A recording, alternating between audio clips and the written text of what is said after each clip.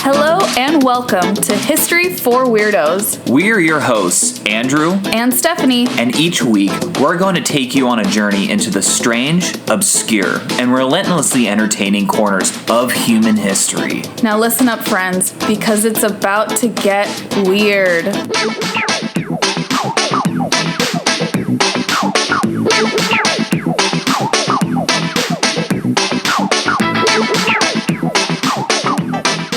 We are back from our break, weirdos. Oh my God, I am actually so happy to be back. Yeah, we took the month of June off. Some of you may have noticed we shared some remastered episodes with a little bit of commentary from Andrew and I in the month of June. And now July is going to be the month of unsolved historical mysteries. Oh yes, and we are starting off this month with a banger of an episode. I think you're a little bit biased in that assessment because you picked it. I picked it and I researched it and wrote it. Yep. But I'm really excited to tell this story. Yeah, and just for folks to know, we picked this theme because we actually didn't pick it. It was our patrons that picked the theme. That's true. So if you're interested in picking future themes or having kind of like priority for episode suggestions, you can join our Patreon. You'll see the link in the description box. Exactly. And that's the best way to reach us about potential future episodes. Exactly. And before Andrew regales us with this mystery, I did also want to share a happy announcement. We have some team members, you guys.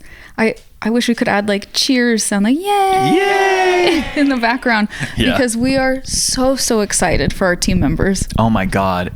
I'm so happy to have these folks joining us and supporting us. Yes. Because we really needed the help. Yeah, we really did. I especially needed the help. We have 3 folks helping us out moving forward. We have Sam. He was my virtual assistant for my private practice. He still is. And I loved his brain so much that I was like, please help us with the podcast. Right. So you may interact with Sam sometimes. And then we have Tatiana, and she is currently editing this episode probably as she listens to us talk about her. I know, it's trippy. Yeah, but she is our new editor. You guys, we're going to have like professional, real editing. Yes, instead of just me hacking away at it. Andrew has been doing everything on his own all of these years. So I think all of these years, that's absolutely correct. Yeah, you've been doing it all. All I do is I write my episode. You're the talent. You just show up and you're like, boom, I'm here. Let's go. That's how I like to do it. You know, what can I say? But you may notice the editing improves. Yeah. I dare say. Because of Tatiana. So thank you, Tatiana. And then we have a research assistant. I'm super excited about that. Yeah. A lot of the time to prep episodes does come into the research component. Just like compiling the different sources can take a lot of time, and we enjoy doing it, but we want to be more efficient with like our recording schedule. Exactly. So we have Felicia. Yay! Thank you, Felicia. You 3, thank you so much for your help already. It hasn't even officially started, and we're so excited. And fun fact, I mentioned that we connected with Sam because he was helping me with my private practice. We connected with Tatiana and Felicia because they're weirdos. I know. So that was like an extra added bonus hiring them onto the pod because of that reason alone. We love working with the weirdos. Feels so good. And of course, as always, we want to thank all the weirdos because you all listening, sharing the podcast, leaving reviews, things like that gets us to this point where now, how many years in? This is our 4th year. 4 years in, we can have some support in creating the show and making the show better for you. So thank you. Thank you, weirdos. Thank you, guys. I mean, from the bottom of my heart, thank you. Yeah. Okay. Enough with the sappy stuff. Tell us, babe, what are you going to share with us today? So like I said at the beginning, I'm starting off with an absolute banger of an episode, but I am a little bit biased because we are going over one of my favorite historical figures of all time, Alexander the Great, but specifically Where the heck is his tomb? That's the mystery part. That's the mystery. Where is his mummy? Where is his tomb? So to start off, we actually know where his father was buried. His father was actually cremated. So we have the box of where his ashes are. That's so wild. We know exactly where his tomb was, or is, I should say. We even have like his breastplate. We have a lot of stuff from Philip II, Alexander's father's tomb. Okay. But he wasn't nearly as big a deal, right, as Alexander. So in terms of the kingdom of Macedon, he was an incredibly big deal for his time. And then Alexander came and just completely Philip was like an afterthought after that. But without Philip, Alexander would not have been as successful as he was. Okay, so let's just get right into Alexander, though. So he was born July 20th, maybe July 21st, 356 BC in the kingdom of Macedonia, or Macedon, sometimes as it's called. And until Philip II, it was a complete backwater of Greece. Okay. It was just very tribal, very herdsman-like. There weren't cities. Like the rest of Greece was organized into polises or poli. I actually don't know the plural of the word, but the singular is a polis, which just means city. So like Athens was a polis, Sparta was a polis. Macedonia didn't really have that. It was just like a loose confederation organized into a kingdom. Okay. And that's where you get the word metropolis, right? Yes, exactly. So at the age of around 13 years old, Alexander was entrusted to the tutelage of one of the greatest philosophers of all time, actually, Aristotle. Oh, wow. Yeah. This mentorship instilled in him a very intense lifelong love of learning philosophy and just Greek culture in general. And it also shaped his worldview, because what a lot of people don't know, Aristotle was a little bit xenophobic. Really? Yeah, so he was, I shouldn't say xenophobic, he was Greek supremacist. Yeah. So that's a little Which fun we fact. See a little bit in Alexander's future. A little bit, yeah, especially at the beginning. On it. Yes, definitely. I mean, the whole reason for his campaign at the beginning was to conquer Persia in the name of Greece as retaliation for the earlier conquest of the early 5th century BC. So, and it's interesting, speaking of the Persians, as a young prince, Alexander witnessed firsthand, kind of the power of the Persian the empire, when emissaries from the Persian court actually came to visit his father, Philip II. And these emissaries were just really amused by Alexander. He's like this little kid at this point in time. And he is just asking them a bunch of questions, but not about, the things that kids would normally be fascinated about. No, he's asking about roads, logistics, and just how the empire is organized. And he was basically gathering intel. Yeah. And the emissaries are talking to a child. So they tell him everything. They're telling him everything. Yeah. It's actually quite funny. So, and then another story from Alexander's childhood, Bucephalus, the taming of his horse. Very famous. It's iconic, but basically there's this wild, gigantic black horse that could not be ridden by anyone. And then Alexander tamed him basically as a kid by tricking him with his shadow. Yeah. And was able to ride him, which impressed Philip immensely. And he keeps Bucephalus for the rest of Bucephalus's life, right? Yes, he takes Bucephalus all across the world, and Bucephalus would end up tragically dying all the way in modern day Pakistan. Wow. So kind of literally to the Greeks was the other edge of the world. Yeah. And from a young age, Alexander just received insanely rigorous military training, tactics, strategy, and just general leadership from not only his father, but other Macedonian generals. Because they knew he would take over. Exactly. It laid the groundwork for his conquests. It's pretty amazing. And speaking of conquest, his first victory, not as a king, he's not a king yet, but he is the commander of the Companion Cavalry, which is kind of like the elite unit of the Macedonian army. He's 16 years old, and he leads it against the sacred band of Thebes, which we actually covered in a previous episode way back in episode number 27, if you're interested. I love the sacred band of Thebes, but yes. Alexander beats them? Oh, yeah, he slaughters them. Oh. Yeah, and they were an elite fighting force themselves. Yes. Like that was, I mean, and not only did he slaughter them, I mean, he just dove head first, almost literally. At 16. At 16 years of age. Mm-hmm. I mean, he was fearless. What were you doing at 16? Not that. I was not defeating the sacred band of Thebes. I can guarantee you that. It's like learning how to drive and, I don't know, trying to get straight A's in school. I was depressed, ditching class, hanging out at 7-Eleven. Yeah, and you're the one who went to an Ivy League school. So I feel like we would not have been hanging out at 16. I don't think so, no. I also was not defeating the sacred band of Thebes, if that wasn't clear. That's true. Yeah, I don't think too many people were. So in 336 BC, this is a pivotal point for Alexander's life. During a celebration in Aegae, which is a little city in Greece, King Philip II of Macedon was assassinated by his bodyguard Pausanias. By his bodyguard? Yeah, it was his bodyguard. That's so ironic. So the reasons behind the assassination, insanely murky. Okay. We don't know why he did it. There's a lot of theories around it, ranging from the Persians organized it to even Alexander had a hand in it, which I find very dubious at the best. Maybe Philip said something really terrible about his mother and the bodyguard just lost it. It's possible. But that theory's never been thrown out there. Caligula was murdered by one of his bodyguards because he kept on making fun of his like high-pitched voice. And then he just snapped one day and stabbed him.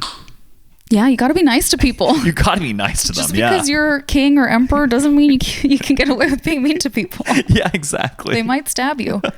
So, regardless of the reasons as to why Philip died, at just 20 years old, Alexander ruthlessly consolidated power and executed potential rivals and was essentially became like the de facto king very early on.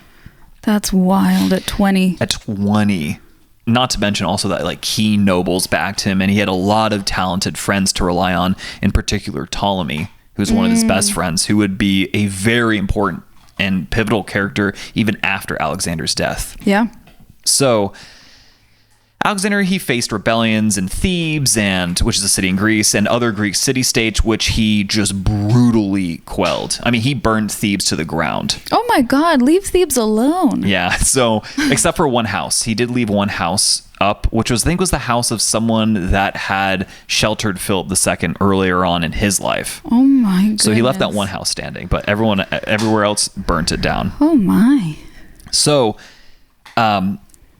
the invasion of Persia is pretty much imminent, and it's not only a personal ambition for Alexander the Great, it's a long-held goal of a lot of the Greeks to get back at the Persian invasions, right? And like 490 was the first one, and then 480 was the second one. So this would have been an objective that the other polises or poli also would want? Like, yes. It's not just for Macedonia? Absolutely. Okay. Absolutely. Especially like Athens was sacked multiple times during that period. So they definitely want retribution. And that was a great propaganda tool too for him. Right? Oh, He's I'm like, sure. Guys, it's not just for me, it's all of Greece. And that was a selling point. But it's interesting because after we get to later on in his campaign, when he has like kind of a multi-ethnic, multinational army, he kind of like drops that talking point. I'm like, this is for Greece. Yeah. That's smart, I guess. It's very smart. He literally had like a propagandist with him. He was brutally intelligent. We've got to get one of those. I know, right? We have a podcast, you see. Next team member, a propagandist. Yeah. Okay, so in 334 BC, Alexander led his armies across the Hellespont, which is like the modern day Dardanelles, and that goes straight into Asia Minor, right? So leaving Europe into Asia Minor, and begins the legendary campaign, one of the most successful military campaigns in not only the ancient world, but in all of human history. Oh my goodness, that's saying something. Yeah. And I mean, Alexander just had really amazing early victories against the Persian Empire, 3 pivotal ones. So the first one was the Battle of the Granicus River in 334 BC, then the Battle of Issus the following year in 333 BC, and then finally with the Battle of Gaugamela, that was a decisive victory over the Persian Empire and essentially laid the groundwork for Alexander now to be in control of that empire. Wow, and that's a big deal. That's a huge deal. And of course I'm laying broad strokes here, but I'm just laying the groundwork for the mystery, right? Yes. So I'm giving you a lot of backstory because he's so important, and I actually had to really hold myself back here. I just want to paint broad strokes. Yeah. There could be a whole podcast, and I'm sure there are, just on Alexander. Oh, yeah. Yeah. Easily. I mean, I could, every single year of his life, like starting, I think, at the age of 16, you could probably do at least a full episode on. Oh, wow. That'll be your next podcast. Oh, my God, no. That's too much research. So, and Alexander's conquest, it didn't even stop with the Persian Empire, right? Mm-hmm. So he successfully subdued Egypt, which is important. So he successfully subdued Egypt without violence. Yeah, that's a big deal. Yeah, not a single drop of blood was spilled, and he becomes pharaoh of all of Egypt. Which is another really big deal because he's not Egyptian. Exactly. He's not Egyptian. I mean, neither were the Persians, but the Egyptian people willingly accepted Alexander. That's the difference. That's a huge difference. You're right. So, and it didn't stop there. He pushed eastward all the way to conquering Bactria, which is modern-day Afghanistan, Sogdiana, which is parts of Afghanistan, Uzbekistan, and Tajikistan, and even reaching the Indus River in India. Mm-hmm. Which is wild for back then. Yeah. I think the furthest east he reaches, like the Hydaspes, one of those rivers. He not only goes past Pakistan, but into actually like modern day India. And he wants to keep going. And he wants to keep going, but his troops are like, we're done. Yeah. We're done. Like, it has been over a decade now. We need to go home. A decade of campaigning. Exactly. I'd be exhausted. I mean, at its peak, Alexander's empire stretched from Greece to Egypt to Afghanistan to India. It was over 2 million square miles. That's insane to think about. Exactly. Something like that existing today would be insane. Yes. I mean, it would be. I mean, it's bigger than the United States. Yes. Or like, and think of all Russia the different... is bigger, but there's a lot of empty landmass there. Yeah, that's true. And this, like you said earlier, these are all different cultures. These are different ethnicities. They have different gods. They speak different languages. That's wild. That's a really good point. And you're right. Like, Rome does this, but it's over the course of many, many, many years. Alexander does this in about a decade. It's wild. I mean, it makes sense that, and we'll talk about this, Romans were obsessed with Alexander. Mm-hmm. So, but with all good things, they must come to an end. Aww. So Alexander's death in June of 323 BC, just a month shy of his 33rd birthday, marked the end of the classical Greek period. Wow. You could say even like the beginning of his life is the end of classical Greece, but for certain, like it with ends his death. With his death. Yeah, exactly. And that ushers in kind of like the new age. Mm-hmm. But before I get to that, allegedly on Alexander's deathbed, his final words were toi kratoroi, and I might be butchering the Greek, guys, but I try my best here. But essentially in English, that means to the strongest. When he was asked what or who should rule his empire after his death. Interestingly, though, one of Alexander's greatest generals was named Craterus.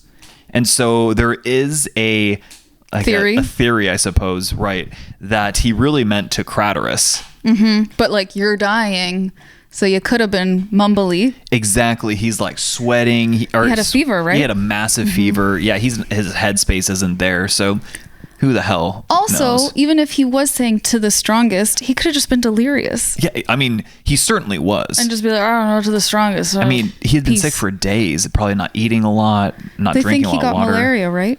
Something like that. Either malaria or poison. I do think the malaria is really plausible because even when Alexander is entering Babylon, which would be for the last time of his life, he wants to make like a grand kind of gesture. And so he enters through the swampy portion. And so it's very, very possible that a mosquito bit him during that time, carrying malaria, ultimately leading to his death. Mosquitoes suck. Mosquitoes suck. The only animals on Earth that kill more humans than humans do. That's why I don't go into swamps. Exactly. So regardless of what was actually said, though, Alexander's body was laid in a large gold sarcophagus with a large gold casket. So I mentioned the end of an era and the beginning of a new one. So the Hellenistic age is what comes in later. And basically, during Alexander's life, he promoted a Greek culture, right? He really accepted other cultures, but he promoted the Greek one, and especially language throughout all of his empire. And so Greek-style cities were established all the way into, modern day Afghanistan, and India and Pakistan. And then also, he encouraged intermarriage, and he sponsored arts and sciences. That was like a big thing of his. All those were really big key components on a cultural level of his conquests. And by intermarriage, you mean his generals marrying local women of the different places? Exactly. That they were conquering? Right. Like right before his death, there was this mass wedding at Susa, where he had a bunch of his Macedonian Greek generals marrying Persian women to kind of try to kickstart this promotion of like the combined intermarriage. Culture. Exactly. One larger culture, I guess. That's really romantic, a mass wedding that you're forced into. Yeah. I love it. Oh my God, that's such a good point. That's what everyone dreams of. I know. And I mean, and to his credit, like it's very evident in art, religion, and philosophy from like the 4th to the 1st centuries BC. Yes, it does work. Exactly. And part of this Hellenistic age was the fracturing of Alexander's kingdom, right, into multiple competing empires. I mean, these were big empires in their own right. Yeah. And so the successors of Alexander, called the Diadochoi, they just which Ptolemy was one, they just fought each other like all the time. Because they thought he said to the strongest. And exactly. Everyone's like, that's me. No, that's me. That's me. A lot of people were like, no, I want to be the next Alexander. I'm going to reassemble all of these disparate empires into one again. Except for Ptolemy. He was smart. He was just like, I want Egypt. Like, it's super. That's it. I want to be pharaoh. I want to have a ton of money. I want that rich history. Everyone was obsessed with Egypt. Everyone, yeah. There's riches. There's a bunch of grain being grown it's very there. Fertile. Very fertile. The ancient history to them. To them, literally, like ancient. 3,000 years of history to them already. Yes. Very prestigious. Incredibly prestigious, yes.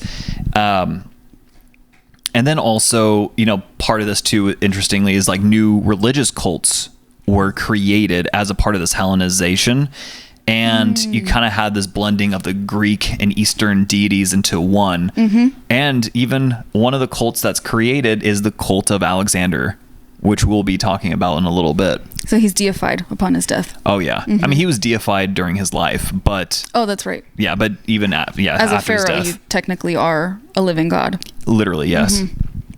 So, first of all, Alexander created a ton of cities throughout his campaigns. What did he like to name these cities, I wonder? What would you name them if you were him? If I were he, I probably would have a little bit of diversity in the names, but he really liked the name Alexandria for reasons unknown to me. Oh my God. I'm being facetious. So narcissistic. A little bit. You're Alexandria and you're Alexandria.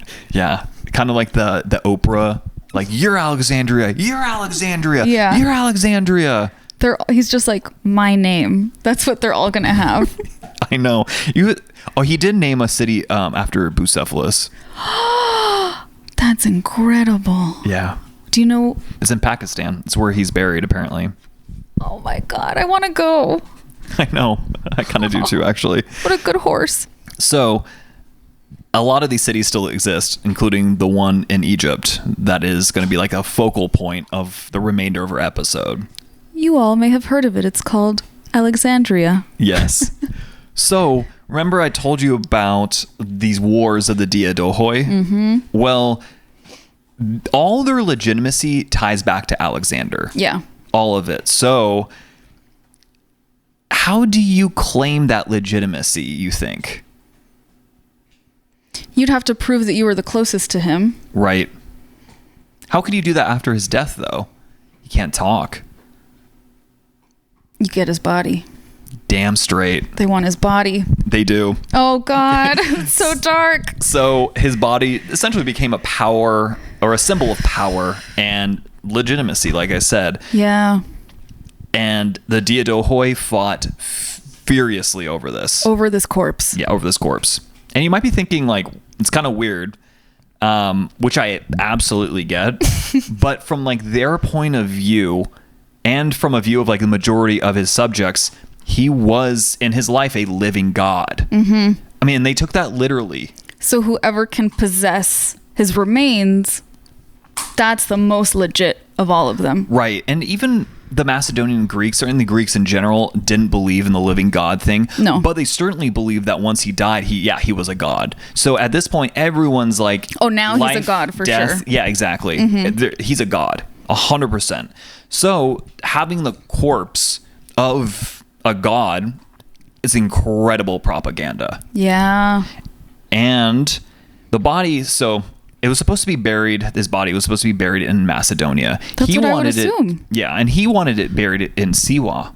Oh, in where Egypt. He had the sort of the revelation. Yeah, the epiphany thing. Yeah, where the oracle of Zeus Amon told him that he was the son of Zeus and a god. Yeah.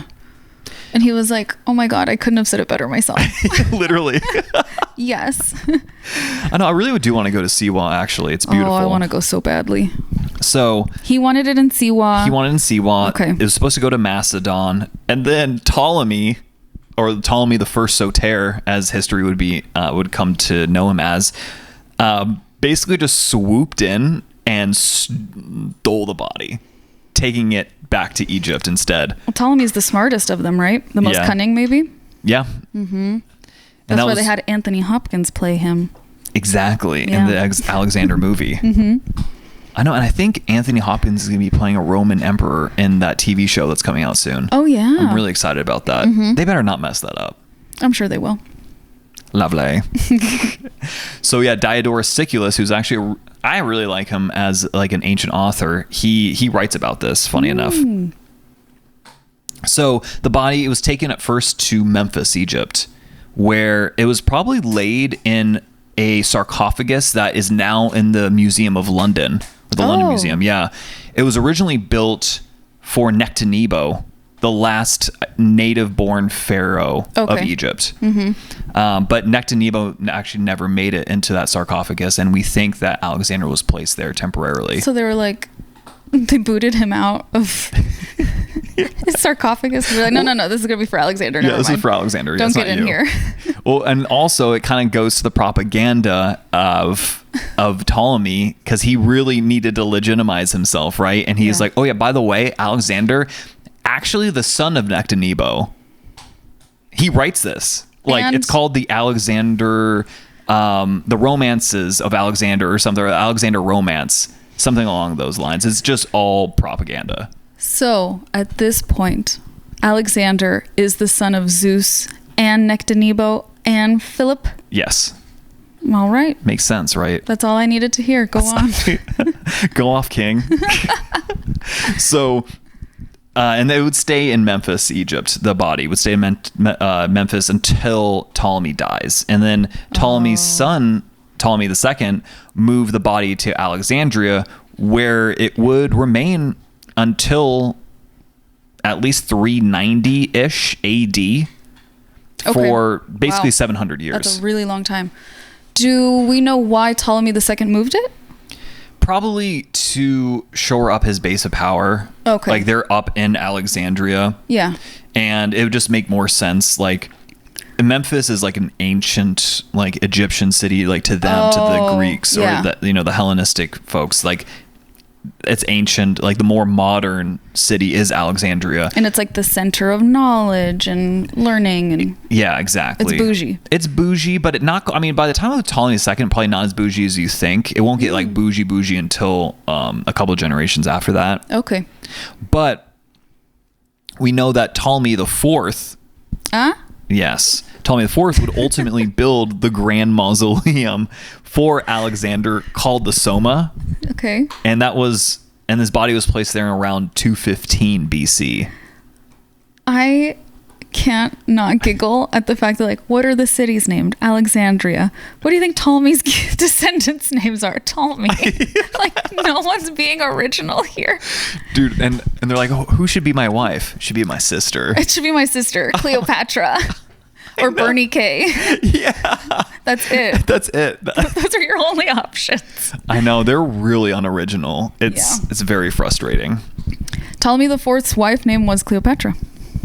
There you go. Mm-hmm. Yeah, Ptolemy IV, Philopator. Father lover, yes. Yes. It's not what it sounds like. Yeah, not in this context. So, the Soma would kind of also be used to house the bodies of deceased Ptolemaic rulers as well. So, again, very good propaganda for them.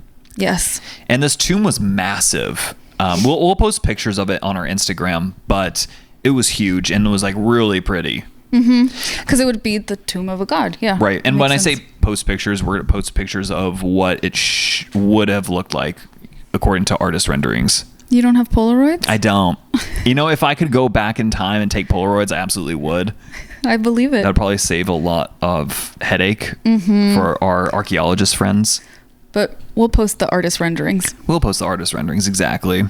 So the tomb also served as the cult center for the cult of Alexander. Nice. Yay. And that cult would last well into the Roman era. That's so crazy.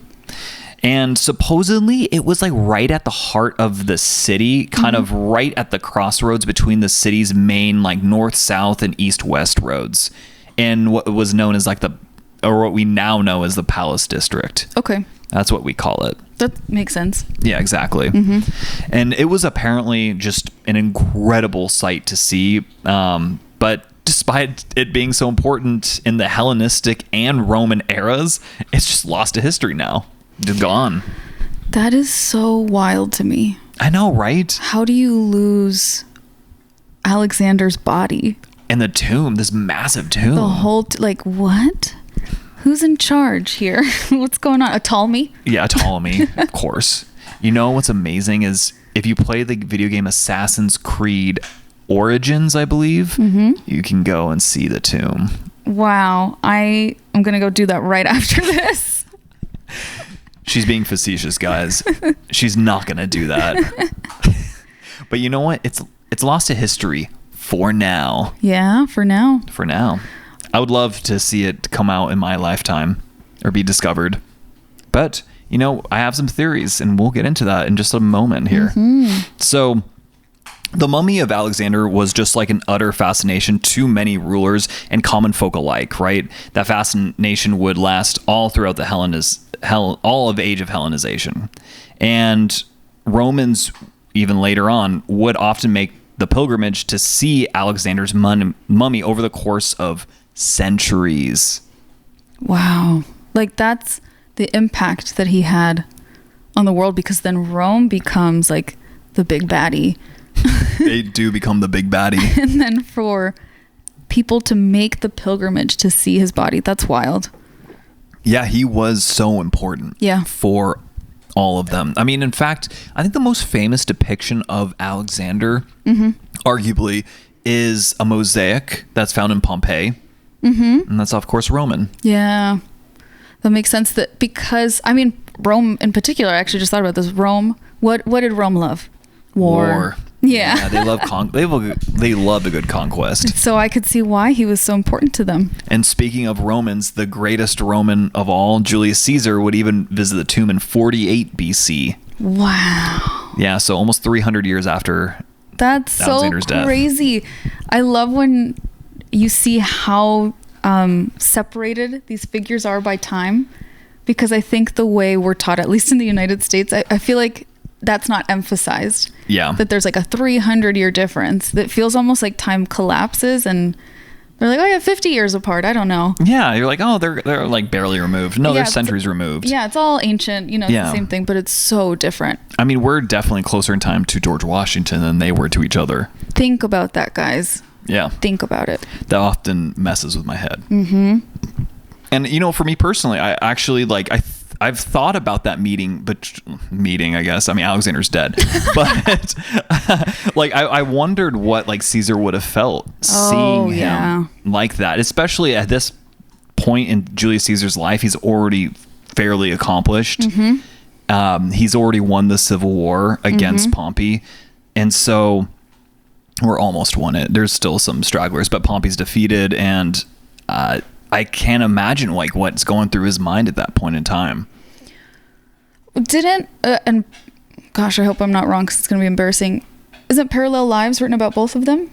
Yeah. So Parallel Lives, there's a lot of different chapters. Oh, okay. That compare a Greek and a Roman together. And the Plutarch, that's the author, he compares Julius Caesar and Alexander together. Yeah. Which is a huge honor for Caesar. Yeah. Because Plutarch's writing maybe a generation or two later. Okay. After Caesar. So Augustus, even also, speaking of emperors, would visit a couple of decades later. Mm-hmm. And when he's done actually paying his respects to Alexander, he was asked if he wanted to see the mummies of the Ptolemies as well. To which he replied, "I came to see a king, not a row of corpses." Oh, damn, Augustus. But he could have just been mad because this must have been right after he accidentally broke off Alexander's nose when he was visiting the tomb, paying his respects. Because he placed a diadem on Alexander's head and I think had a wreath or something there. That is so embarrassing. This is a much later source that wrote about it, so you got to take it with a grain of salt, but I really hope that it did happen. I really hope so, because that's so funny. It's hilarious. That would absolutely happen to me. Yeah, and that was on accident, but... Of course, yeah, you're trying to pay your respects, but you broke the man's nose. And Augustus would not have done that on purpose. Mm-hmm. So, not all folks, though, who visited the tomb had good intentions. In fact, many of them didn't have the greatest. So over the course of centuries, certain items would be stripped from the tomb and even from Alexander's body, this time on purpose. That's disgusting. Unlike the nose.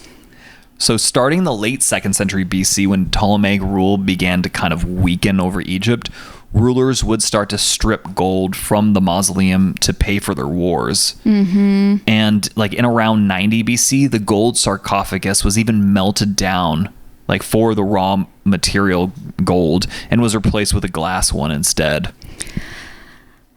I feel like you just look so tacky. Yeah. Doing that. And you know who also did something tacky? Who? Cleopatra herself even took gold from the tomb to pay for her and Mark Antony's war against Octavian, Augustus. That's tacky, you guys. Yeah. So during the 1st century, before I even get on to that too, anything related to Alexander was so sought after that people would go to great lengths to get it. So Alexander was not buried with his cape. It was kind of floating out there. Mm-hmm. Pompey Magnus, he went during the 1st century BC, scoured the Eastern Mediterranean to find the cloak, and he eventually does, and he wears it so he could cosplay as Alexander. Oh my goodness. I mean, that cloak must have been it was centuries old. So it would have been tattered or moldy. You would think, yeah. This anything related to him sounds like how Christians sought the cup. Like the Holy Grail. The Holy Grail. Kind of like the relics that the Catholic Church has today in a way. Yes. The crown of thorns, the shroud, all of those things. Anything that you can claim Jesus touched is just like that. That's really interesting. Yeah. And speaking of the Catholic Church, we're actually going to talk about them later on in this episode. They come into play. Possibly. Do they mess some stuff up? No, actually, they don't. Oh. No, they come in clutch this time. Oh, nice change of pace. Yes. Good job, guys. So, I know.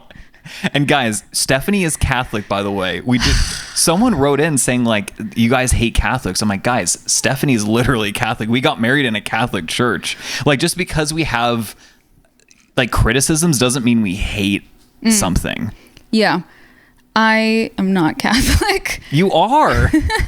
I think it's the most Catholic thing to say that you're not Catholic. This is so confusing. But yes, no. I have a lot of cultural respect for the religion because I'm Irish and Mexican, guys. Wow, my family's been Catholic for a long time. Yeah. But the institution is where I have my criticisms, which I think anyone with a heart would have criticisms. Yeah, absolutely. They can do better. Exactly. So, going back to Alexander and his corpse, people are just taking stuff, right? Mm-hmm. I mean, it gets really egregious with some of the Roman emperors. So the first one being Caligula, of course. Ew. I know, Caligula's just so cringe. He's so gross. So mid 1st century AD, Caligula stole Alexander's breastplate. What a loser. Yeah. And the reason why is actually kind of funny, though. Okay. So he wanted to wear it while riding his favorite horse across a 2-mile pontoon bridge in the Bay of Naples. That's it? Yeah, I can't even make this up if I tried. I don't like Caligula. He's such a dunce. He really is. Or he was. I mean, he's dead. But yeah, this was also the same horse that, like, according to legend, he tried to make consul. Oh, yeah. Yes. It's the same one. Yeah. I'm going to butcher this. Incutatus. We think that's probably not true, right? Yeah, I don't think it's true. It's like anti-Caligula propaganda. Yeah, like he doesn't need the propaganda because he was terrible, but I don't think that's true. And I'm so sorry if you don't know this because this is a really specific question, with things like the breastplate or the cape that Roman emperors were later taking, are those items in museums? Do people know where those items are, or have they all been lost to time? No, they're lost. They're long gone. That's so stupid. I knew that would happen. That's why they shouldn't be taking things. I know. We can also assume that there was a lot of looting because in the year 199 AD, the Roman Emperor Septimius Severus actually closed the tomb. Yeah. Wow. That's how bad it got. Yeah, so... Where he's like, no, you guys can't even look at it anymore. Exactly. That's at least my understanding of it. Mm-hmm. I can't think of another reason why he would do that, but... No, you're right. But that doesn't last long because only 16 years later, his son, Caracalla, looted a few items from the tomb as well. So interesting. I just... don't like, particularly for a figure that's deified, I feel like it's just so disrespectful. I'm surprised that they must not see it as bad as we do to, like, take from someone's grave, essentially. That's a really good point, and you're right. I mean, it should have been, though. And they're super superstitious. They're very superstitious. I think it's not only like, I don't think it's not like they didn't respect it. I think they did revere it. It's just that the opportunity of taking something was greater than the respect they had. That's a really good way of looking at it, yeah. Because if you think of Julius Caesar and Augustus, they were very... they're a lot more mature, I guess, to say, than these other emperors. Yeah. And they... of course, Augustus accidentally broke off the nose, allegedly. But that was, on accident. And two, like, they were both really paying their respects. So do you think these other emperors have more also a sense of entitlement? Probably. Yeah, I could see that. Okay. So Caracalla, though, to be fair to him, he supposedly deposited his own tunic, ring, and belt and left it for Alexander as, like, homage, I guess. I feel like... that's definitely a little bit of a guilty conscience. Yeah. I feel like that's a sign that he knew this is not super nice. Yeah, exactly. And he's actually the last confirmed person to have actually gone into the tomb and seen Alexander with his own eyes. Yeah. All the way back to Caracalla? That's how long? That's how long. And it's really strange because it essentially drops from the historical record. Like shortly after that, only very sparse mentions of Alexander and his tomb up until 390, where the Roman historian Libianus was the last person to write about it. Okay. And to be fair, he only mentions that Alexandria is the city where Alexander's corpse is displayed. He kind of writes that in a way that's more of like a random descriptor than an actual like, hey, yeah, I saw Alexander with my own eyes. So it very well could have been before this that that's really no guarantee. Exactly. Yeah. And from here on out, there aren't any other mention of Alexander's tomb or mummy. That is wild. There's a few much centuries later, people write, I think this is where Alexander was, but it's like, it's like medieval historians who were, calling them historians is very generous. They're just kind of they're just throwing. They're guessing. You're guessing. Because we know that in 400 AD, John Chrysostom, I butchered that. He has a very difficult last name. But Johnny Boy here, he visited Alexandria and he hoped to see the famous tomb, but the location was lost. He even writes down that he couldn't find it and none of the locals know where it is. It's just gone. Oh my God. 400 AD. 400 AD. It's for sure lost by then. Yes. This is crazy. Yeah, it's absolutely insane. So, it's just strange to me because it had presumably lasted, 10, or it had existed 10 years prior. Yeah. Right? Though this could be a misinterpretation of what Libianus was actually trying to say. Yeah, because it would make more sense if it had been lost at least a generation prior. If this guy, John, boy. if he's asking around, everyone's like, oh, I've never seen that thing. Exactly. You would think that because maybe the last time people knew about it, the adults at this point were children or too young. Exactly. That's my guess. Where is John Chrysostom. Where's he from? I actually don't know. Okay. Because I also think it's interesting that he didn't know it was lost. Yes. That people at this point still thought you could go visit it. Yeah, I just think information just didn't flow as well. Of course, it traveled so much slower. Exactly. But I wonder how close to Alexandria he was from or how far away he was. Right. That would kind of tell us how long. That's a good point. Yeah, and I don't know. Information would take to travel. I know if we had our an assistant right here, we'd be like, okay, look that up. On Joe Rogan or whatever, Pericles. Look that up. Look that up. He's worthless. But yeah, the guy presumably didn't even fact check. He was just Libianus was he was the guy that said oh yeah, that's Alexander where the corpse is displayed. He probably was just winging it. It's hearsay. Yeah. Yeah. He's like, I've heard that that's where it is. Exactly. That's what I think happened. So regardless though, the tomb of Alexander and his body were missing by 400 AD, right? Yeah. Though perhaps and probably even earlier. Yeah. So interestingly though, we know that a tsunami actually hit Alexandria on July 21st, 365, which had a devastating effect on the city. Oh shit. So the tomb could have been irreparably damaged then or even perhaps earlier, right? We don't know. Another explanation could have been with the rise of Christianity, the old pagan beliefs and culture generally started to go into decline. Yes.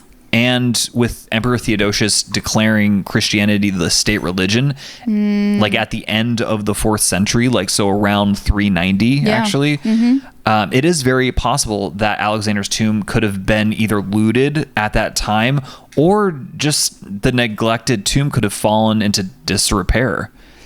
Because it's it's like a pagan temple. Exactly. It's just it's a pagan temple. Who gives a shit, Excuse my French. Yeah. But we'll probably likely never know the reason as to why, right? It's just that we know by 400 AD, Alexander's tomb and mummy are gone. So we get to the point of the story here where we ask ourselves the question, where the hell is Alexander the Great's tomb? And more importantly, where is his mummy? Mm-hmm. And there's a theory. Well, my personal favorite theory is coming up, but I'm gonna kind of go broad to narrow here. Okay. So the answer to this could be different, right? Depending on which question you're actually answering. So tomb versus mummy? Exactly. Mm-hmm. And there are theories. So in regards to the tomb, the most probable location is that it is just simply buried underneath the modern city of Alexandria. Yeah. It's the most plausible suggestion. In fact, archaeologist Calliope Limnos Papacosta, she has been excavating the city for almost 3 decades by this point. And her name sounds familiar to you. It's because she's featured in the Netflix documentary on Alexander the Great. Yes. And in actually one of the latest Expedition Unknown episodes. Yes, she's really cool. I got to see her in both of those with you. Right. She has really dedicated her life's work to finding this tomb. Yeah. I really hope she finds it. I hope so too. I mean, she's done a lot of really incredible excavation work, and it's kind of wild to see from her point of view in the excavation where they're digging, the ground or the bottom level is where the first iteration of the city was. So like they found the road, the original road, which is so cool. Absolutely wild. That the road still exists, first of all, because in California, that road 25 years from now is completely gone. So, but what's crazy is that it's like 30 feet below like the modern day street level. Yeah, it's really deep in there. It really is. Also, wild guess with a name like Calliope. She's Greek. Yes, she is. I love how you didn't even attempt the last name. Nope. I was like, you know what I'm trying to say here? I'm not going to say it again because I think I butchered it the first time, but I don't care. That's really cool to have a Greek person find it. Would be really interesting. That would be. Very full circle moment. That would be so poetic, honestly. Yeah. So this particular excavation that she's doing is in the midst of the Palace District that I had mentioned earlier, right? Mm-hmm. And it is here that they did find the foundations of an absolutely massive structure, but unfortunately only the southern portion of this is dug up. And so a majority of the foundation is actually like underneath a road, which can't be dug up, and actually under a modern like tall building, like a skyscraper. Knock it down. So the coordinates of where Alexander the Great's tomb might be is 31 degrees, 12 minutes, 13 seconds north, and 29 degrees, 54 minutes, and 42 seconds east. That's a guess right there. Oh, yeah. So you guys want to, if you guys want to just like do a Google Maps view, make sure to like kind of replay that and just get the coordinates down. Since there's a road and an annoying skyscraper in the way, is there any way for them to find out what that structure is? It's funny. They did have tunnels. Like they found ancient tunnels.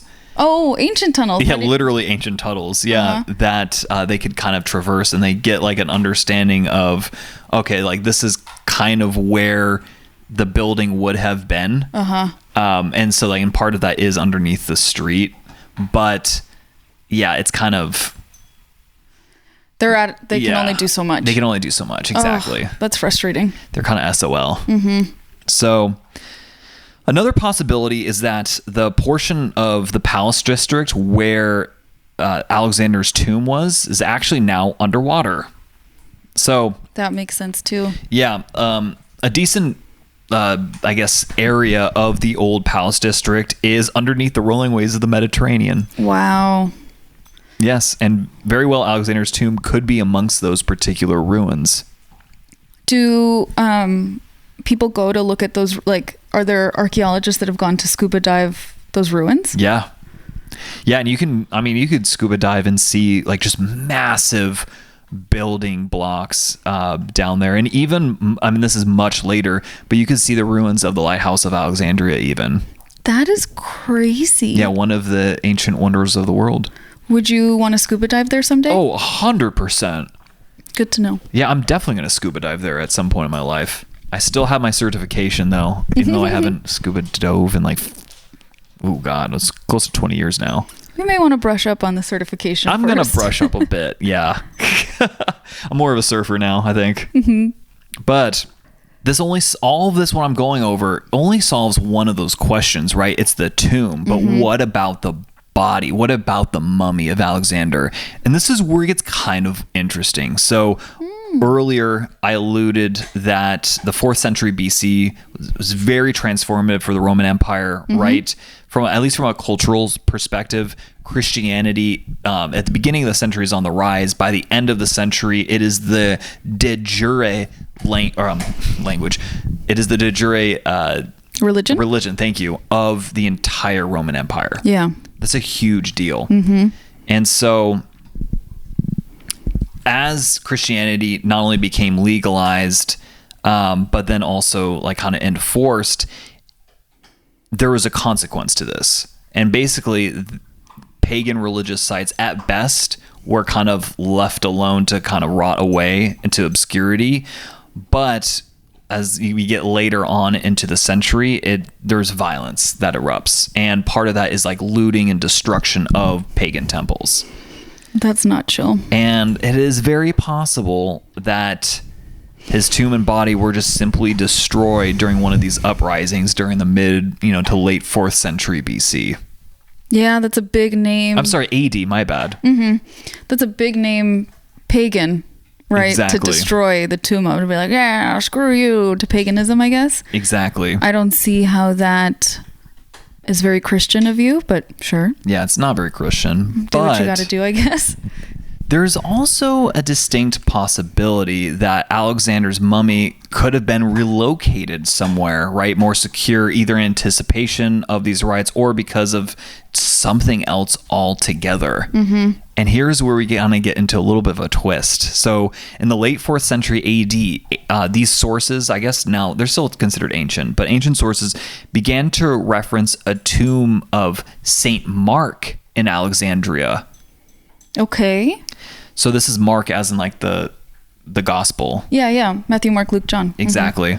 So in fact, the first mention of Saint Mark comes from Saint Jerome in 392 AD. Okay. The timing of this is incredibly suspect, to say the least, especially considering that St. Mark was killed over 300 years prior, and no mention of his body existed before the end of the 4th century AD. What? So all of a sudden, there's like, oh yeah, by the way, there's this other guy, St. Mark, right around the time that Alexander's tomb disappears. Yeah, his body's here now. Yeah. Interesting. So it's very possible that Alexander could have been sort of given a rebranding 700 years after his death. That did happen too. Yeah. With the church in a lot of different cultures, like Saint Bridget, the Irish saint, was a person, I think, but was also deified in the Celtic faith. Yeah. So they could have done that with Alexander. Yeah. And if this was the case, right, it would be really ironic because, to give a little backstory, by the late 7th century AD, so we're going past the fall of the Western Roman Empire, Arab forces had conquered a lot of North Africa, including Alexandria, and tensions started to rise in the kind of like the subsequent century between Muslims and Christians in the region. And in 828 AD, oh my goodness, two Venetian merchant ship captains made a deal with local Christian authorities to take the supposed body of Saint Mark to safety. Okay. They removed the corpse from his tomb, laid it in a wagon covered with pork, which is absolutely disgusting, to forestall like any close inspection of the contents, and successfully smuggled it aboard their ship bound for Venice. I hope nobody ate that pork. God, I hope so, but they definitely did. So there was a small church that was originally housed the remains of, quote unquote, Saint Mark. But the remains were moved to the Basilica di San Marco on October 8th, 1094, and they were interred in the crypt underneath the church. And they would be there for a little over 700 years until 1811 because of flooding, and the body was interred instead in the high altar on the main floor where it still sits to this day. Have they done carbon dating on the remains? No, but we'll get to that. So, is this the body of Alexander or is it St. Mark? Well, there is some evidence that the body that was interred at the basilica was actually mummified, which was not a common practice amongst first century Christians. No, not at all. So Martino da Canale in 1275 related that, quote, if all the spices of the world had been gathered together in Alexandria, they could not have so perfumed the city, end quote, when he was describing the body or the corpse of St. Mark. Oh. So it still smelled like a lot of spices and they use a lot of like frankincense and things like that in the mummification process. And in his case, honey as well. So when the body was moved in 1811, Leonardo Conte-Manin, he documented the event and even noted that the skeleton kind of stuck to the cloth it was wrapped around in a lot of the areas of the body, which is consistent with a decomposing mummy. Mm-hmm. A large piece of carved limestone, also a broken portion of the larger original, was found only a few meters from the site of Mark's original tomb in the crypt of the basilica. So the block now on display at the cloister of St. Apollonia in Venice depicts a relief of shield, greaves, sword, and a portion of a spear. And these armaments are consistent with Macedonian styles, a fact independently asserted in a study by archaeologist Eugenio Polito in 1998. That's crazy. And he described it as, quote, an unattributed fragment relating to a funerary monument with analogous motifs is today conserved in Venice, but definitely derives from the Hellenistic world. It features a Macedonian shield with a star motif at its center, a pair of greaves, and a sarissa, and on the smallest side of the remains of a sword. The block must have belonged to a large monument that may generically be placed between the 3rd and the beginning of the 2nd century BC, end quote. Oh, shit. Yeah. And the star, remember, that matches the Vergina star, or the Vergina star, which is the symbol of Alexander's house. Oh my goodness. Yes. It sounds like that relief definitely has something to do with Alexander. I definitely think so. So we do have a decent possibility, right? I'm not saying for sure, but a decent possibility that the body of Saint Mark is actually that of Alexander the Great. And that you can go and potentially see. Yeah, you can't really see it because it's like interred. It's covered. Oh, but is it in the... But you could go to the altar. The altar, yeah. That's what Catholics do with bodies of saints. Definitely very pagan. Yeah. Finger bones, skulls, things like that. They go into the altar to sanctify it. I know. I really wish there could be further analysis done, right? We could have analysis done, but unfortunately the church is not amenable, as the body would undoubtedly be damaged, it's already ancient, so it would be very difficult to do because it's also decomposed. But I think they're like, we just don't want the possibility of this. It turns out to not be St. Mark. You said they were coming in clutch. Well, they came in clutch that they like preserved it. You lied to me. Well, that is kind of clutch. But they're like, no, because that may threaten what we've decided this is. So that's not clutch. They could have been chiller about that. Oh my God, if I was Pope, I'd be like, you guys have to look and see if this is Alexander. Well, you should petition Francis and see what he says. Papa Francisco, yeah. That's your best bet right there. And speaking of Francis, there is even conspiracy theories that the church has his body or his mummy like in their archives.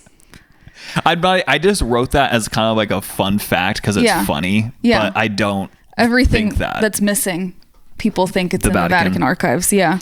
I mean, but some of those have to be correct, right? I kind of want to be president of the United States and just like strong arm them to like let me go in there. I'm like, you have to let me just stay in there for like weeks.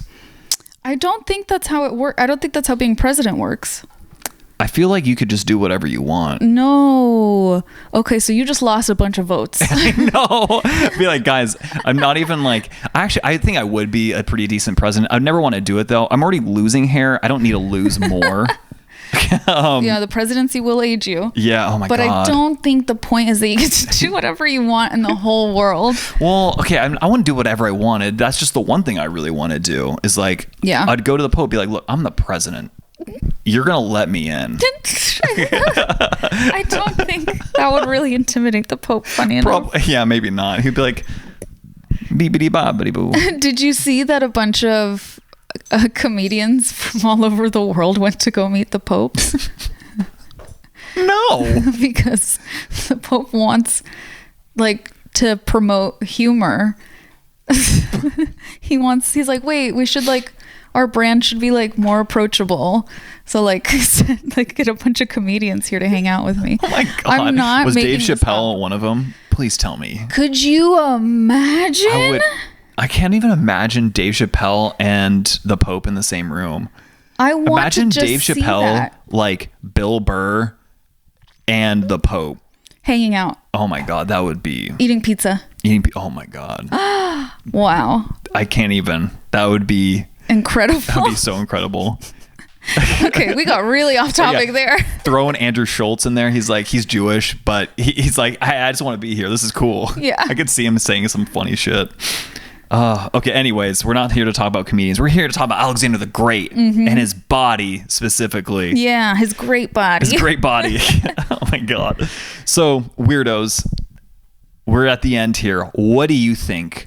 Write in the comments where you think the body of Alexander the Great is, where the tomb is. I want to hear your thoughts. Yeah, 2 different guesses, tomb and body. Or you could say, I think they're still together. Right. You could guess that. You're probably wrong. But you could guess that too. You can let us know in the comments on Instagram or the comments on Spotify for this episode. I'm really interested to hear what people think. Yeah. Or if people have other theories. Yeah. What's your theory? I really could see the St. Mark thing happening. I think it's Alexander. Yeah, I really could see that. That's definitely on brand. Part of me just really wants it to be Alexander though, so I'm a little bit biased, I think. But I do genuinely believe that it very well could be. If it's not St. Mark is actually Alexander, then unfortunately I bet his remains were just destroyed underwater.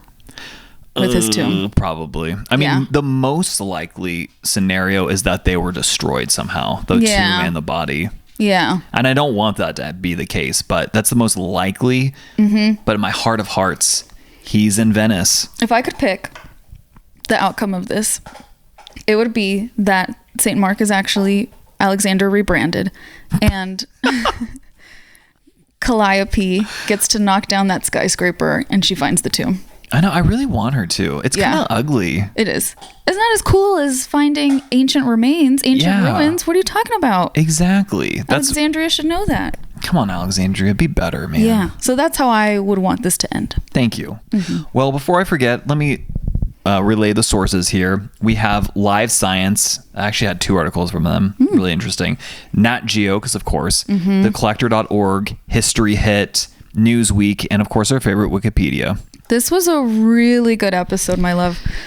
I was enthralled. I had to pull together like a lot of sources and kind of like paint this picture because there were things that were being said that weren't being said in other sources. You know how it is, guys. You know how it is with these things. And, you know, I had to like kind of dive deep. Like Wikipedia is saying one thing. I'm like, is that real? And then I had to like go like fact check that basically. So, but I think, I really do think the St. Mark is actually Alexander the Great. I think so too. Yeah, don't at me, guys. That's my like kind of pie in the sky. Yeah, I hope so. I really love the episode. Thank you so much for taking us on this journey. Of course. This was like a fun adventure. Like who done it? Yeah. These mysteries are going to be really fun. Yeah, I'm really excited for yours next week. Yeah. Should we give them a teaser? No. No? Okay, you guys don't get a teaser. Yeah. There's no way to tease it without making it obvious. Oh, that's true. That's a good point. It's a well-known one. I guess that's the teaser. That's the teaser. It's a well-known mystery. And it's not ancient. It's more modern. Yeah. 20th century even. There you go. Now you know. Now you know. Now you know. Okay. But thank you so much, Weirdos, again, for listening to the show. Please do not forget to share this episode with someone that you think might enjoy it, because that helps the podcast grow. Yes. You can always follow us on Instagram at History for Weirdos. That's where we share like personal updates, pictures from the episode, pictures of us, sometimes pictures of our puppy Pericles. So definitely hang out with us on Instagram. Definitely do. And also, if you're interested in learning a little bit more and getting behind the scenes looks, definitely join us on Patreon as well. Yeah, you will find the link to that in the show notes. So until next time, Weirdos. Until next time, adios.